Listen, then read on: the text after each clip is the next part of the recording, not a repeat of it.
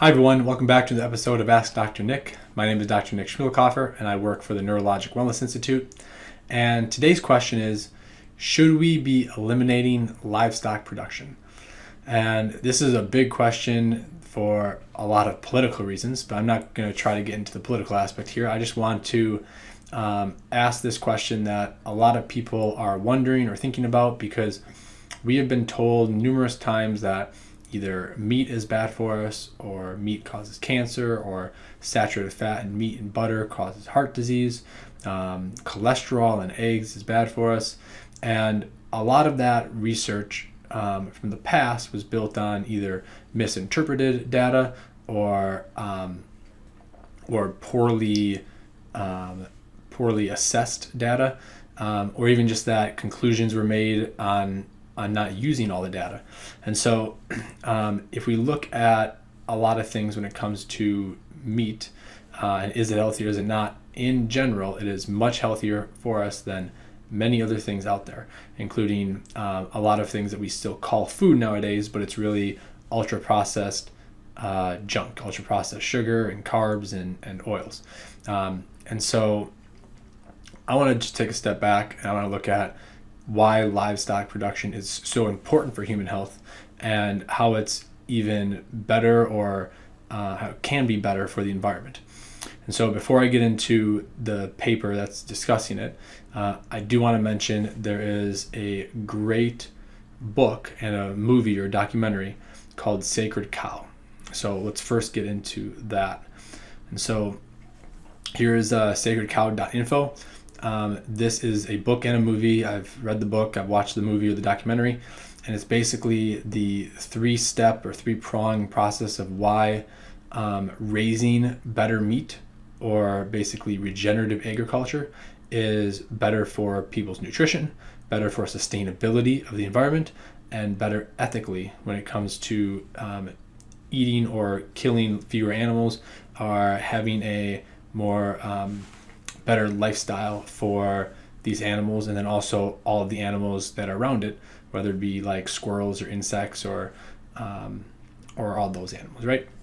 It was written by two people, Deanna Rogers and Rob Wolf. And so it basically goes through those three processes.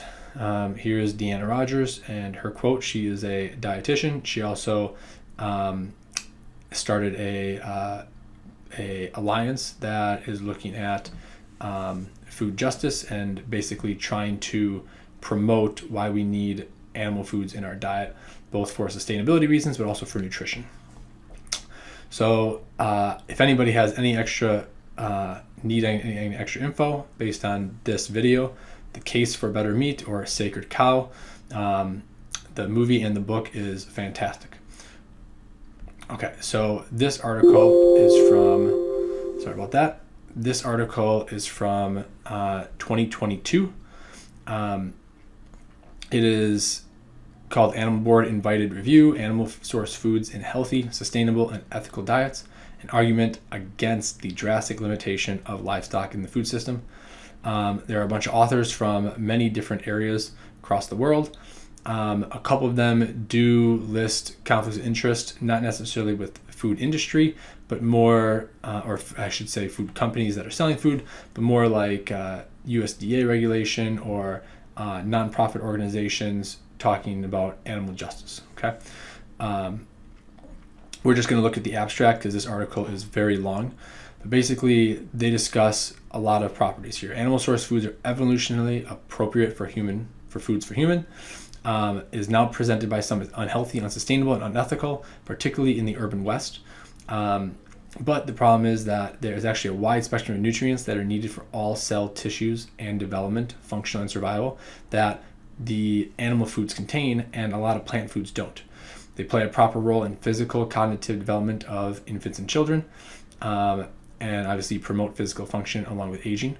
While red meat consumption in the West is associated with several forms of chronic disease, these associations are uncertain because there's different cultural contexts, right? They don't look at ultra-processed foods, they don't look at smoking, they don't look at exercise of these people. Widespread anxiety of the environment of animal source food. So basically, Is there a detriment to intensive cropping for feed, overgrazing, deforestation, water pollution? And so basically with conventional grazing, yes, there can be problems with overusing water, overgrazing the soil, leading to more greenhouse gases. But where it says here, well-managed livestock farming contributes to an ecosystem management and soil health while delivering high-quality foodstuffs through upcycling of resources that are otherwise non-suitable for food production, making use of marginal land and inedible materials like forage and byproducts. So what that means is basically livestock can take grass, which is inedible. Most of it is inedible. I think it's like 87% is inedible to humans. Can take that and upcycle it because they have livestock, like ruminants, have 4 stomachs that can basically, their bacteria can mash it and make it into nitrogen, which is protein, for us to eat.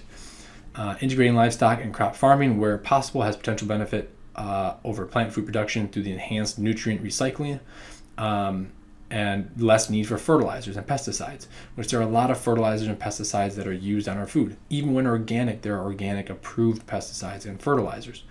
And so that's why sometimes plant foods are not as beneficial, along with the anti-nutrients that come with it. Moreover, the impacts on land use, water waste, greenhouse gas emissions are highly contextual, and highly contextual as in they don't compare likes with likes many times. They'll compare life cycle analysis versus just like yearly analysis.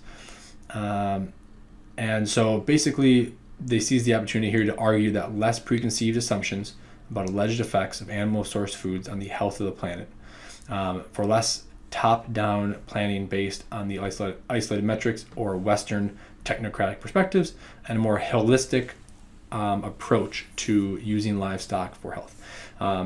So basically that's all I really wanted to chat with it. I've done other videos. I do have a bias. I think animal foods are the best for human health based on nutrient profiles and an overall quality of the product without the anti-nutrients. And so I do think everyone should be eating more ruminant animals, more livestock, more red meat. But of course we should be doing it in the regeneratively grazed ones. So basically people that are raising animals the way they should be, not in these big conventional pens and in like conventional grazing where they overgraze the land. So that's that. I know this is kind of a short one, but please look at Sacred Cow, the book or the film, because you can get a lot of extra info there. If you have any questions or comments, please leave them below for me. If you have any suggestions for future topics, I would love to hear them. Thanks again. Have a great day and stay healthy.